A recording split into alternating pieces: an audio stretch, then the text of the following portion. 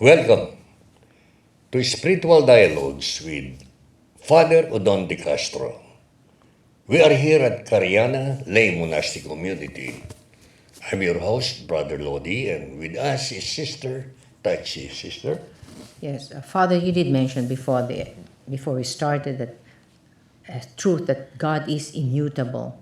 How does that apply to the present situation, Father? If you notice, man by nature likes to change things. And the reason why we like to change things is because we easily get bored. Yes. Man is easily bored in anything that he does, so he likes to change. That's why you will notice the whole world is running on chains. All politicians are holding platforms on changes.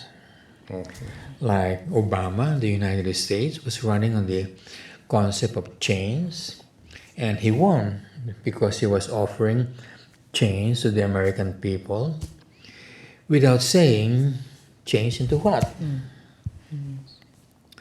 So in philosophy, we have to be careful about this concept of change because it's not normal.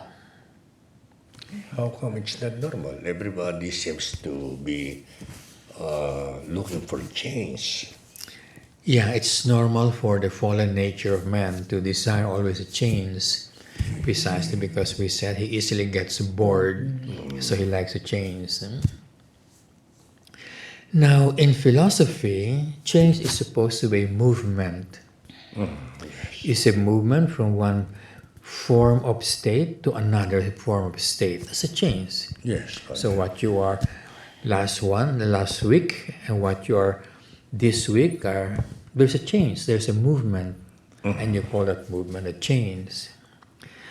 However, in philosophy, it sounds that when you do a change or you perform a change, you must make sure first that your change is better than where you came from.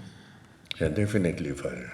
In other words, the first place where you were, you must show that it is inferior or defective, and you have to prove that where you're going, where you're changing, is something better Yeah. than from where you came from. Now, everybody is promoting change without giving this rational reason.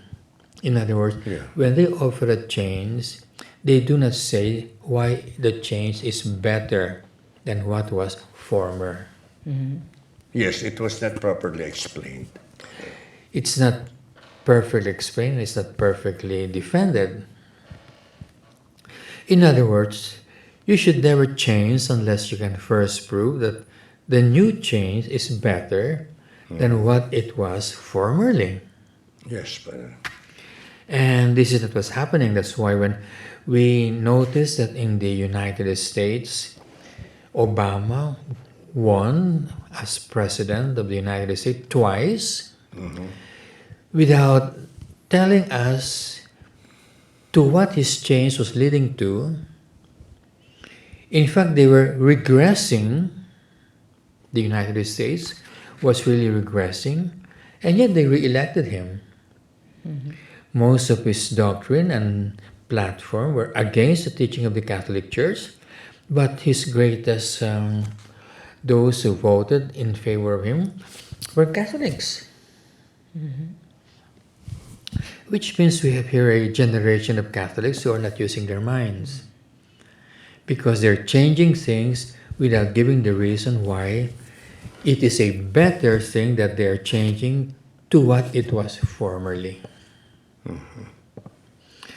So this is something that you should never do.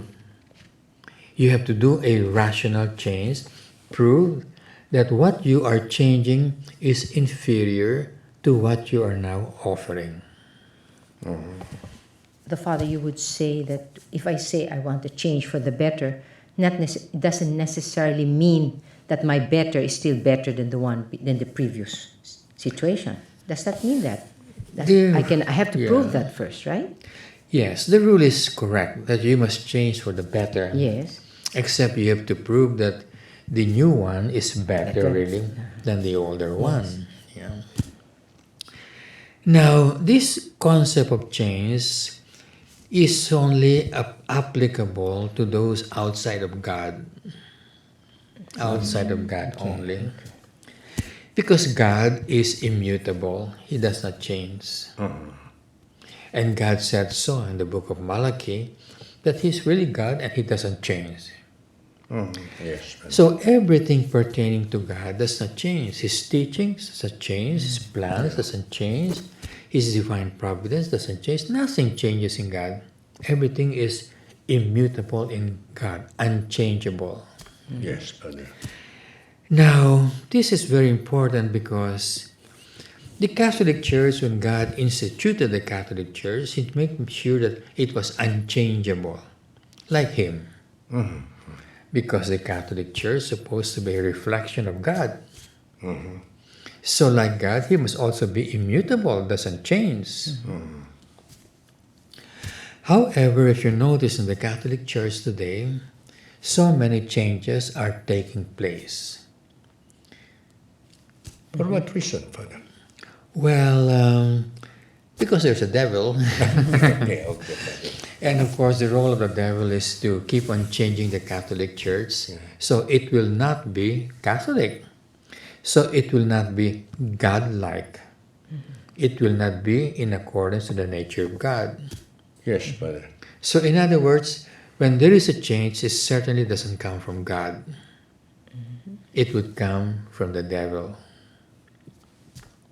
So that is the important thing that we should consider now, because there are great changes that is occurring in the Catholic Church which should not happen. It should not happen.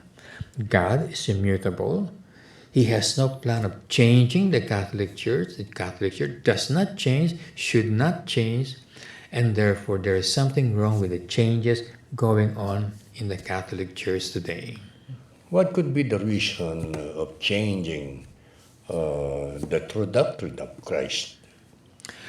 Well, so that you will not go to heaven. Oh boy.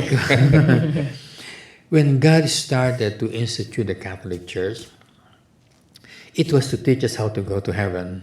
Yes. Yes. And from the beginning, God told us how to go to heaven. And you should not expect that God should change every year the way that goes to heaven. Because everybody is going to be so confused if you change the way to go to heaven every year.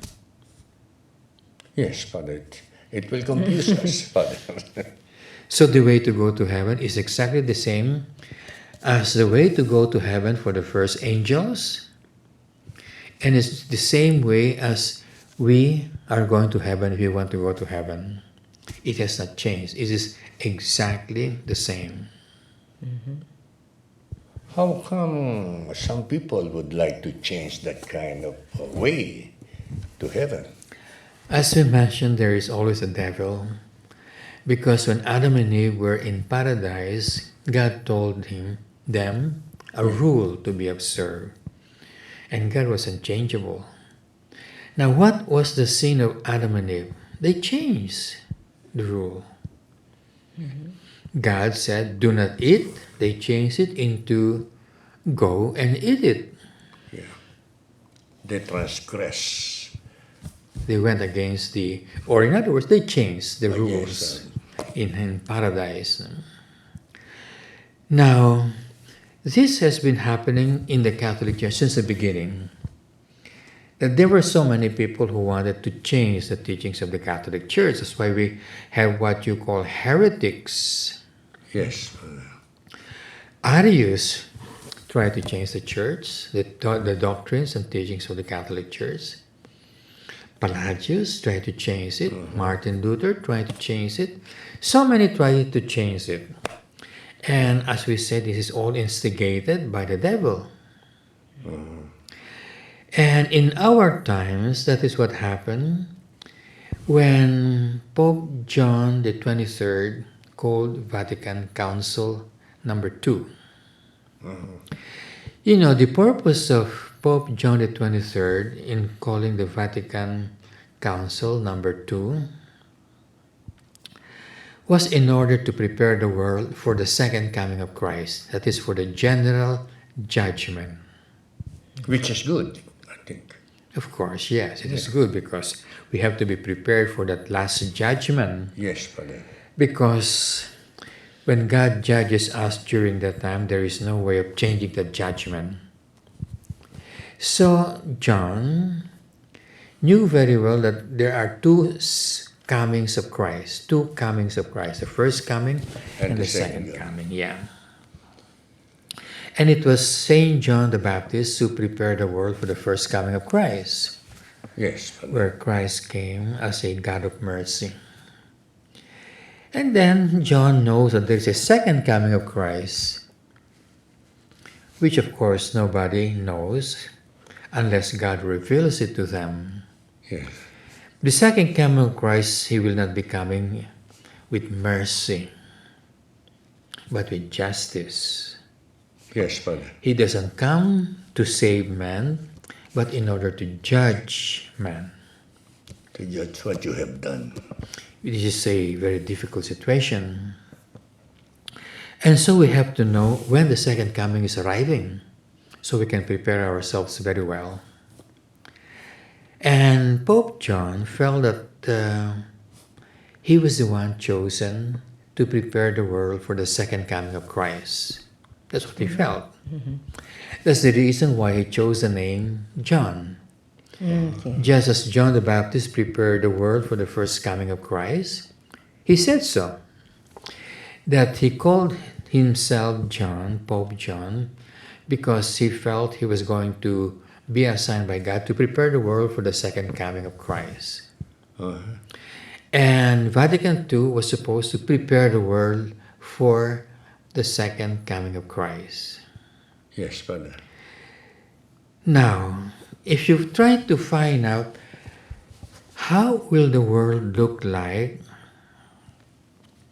when the second coming of Christ is approaching, you can find it out in scriptures because it has been foretold in scriptures. And Christ says the world will be exactly the way Good Friday looked like. How's that, Father? Good Friday. That's the death of Christ. Yeah, that's the death of Christ. So before the death of Christ, there were many things that happened. First thing that happened was Saint John the Baptist was beheaded, and then the disciples of John transferred to follow Christ instead, and Christ prepared himself to go to Jerusalem for his crucifixion, and so everything began to happen. But the highest point in the events that happened during those times was Good Friday. The death of Christ means you deny Christ, which is as if killing him again. Yeah, sort of, yeah. Yes, That's how it is. So the second coming of Christ is going to be characterized, first of all, just like Good Friday, that the Pharisees have completely changed the Old Testament. They have changed the Old Testament. They were not following anymore the Old Testament. As Christ said, they were preaching it, that they were not practicing it. That was, yes, Good Friday. By the Good Friday, that was They were happening. practicing it, but they were teaching it, but they were not practicing it. So, for example, in the Old Testament, we were obliged to love our neighbor. But the Pharisees did not love Christ, nor his apostles. Though they preach about love of neighbor. So we have to look back at the events of Good Friday to see what Pope John was seeing. That's why he called the Vatican Council number 2. However, just as Christ and the apostles were trying to save the Jewish people, but they were not able to do so. They were not able. In fact, they crucified him. So John was expecting that the same thing would happen, that he would call Vatican Council number 2 in order to save as much as he can, but it's not going to work. Just exactly what happened on Good Friday. But of course, he didn't know it was not going to work. He didn't know that because he died early. Yes. But of course, knowing the events of Good Friday, we knew that Vatican II was not going to work. Why? Because there were many good men who were attending Vatican II, very good men. And they were trying to save everybody, especially the Catholic Church. But there was a very big group, very influential group, who wanted to change the Catholic Church. Without saying from what to what, without saying that this is better than what it was before, without saying anything. All they want to do was just change it any way they want, any direction they want, but just to change it by hook or by crook. About this change, Father, it might take quite long, and we have only 1 minute. Probably next episode you can discuss that, Father, please. Yeah, so we will discuss in the next episode what the plan was during Vatican II, which was destructive to the Catholic Church, and this is man's desire of his fallen human nature and under the influence of the devil to change for no good reason whatsoever. Thank you very much, Father. Thank you for watching Spiritual Dialogues with Father Odon de Castro. His dialogue is somewhat, can be likened to a salt and light of our Lord Jesus Christ. Next episode, please watch it because we will be discussing more about what Father has said. Thank you very much, my brothers and sisters. Hosanna, Hosanna, in excelsis.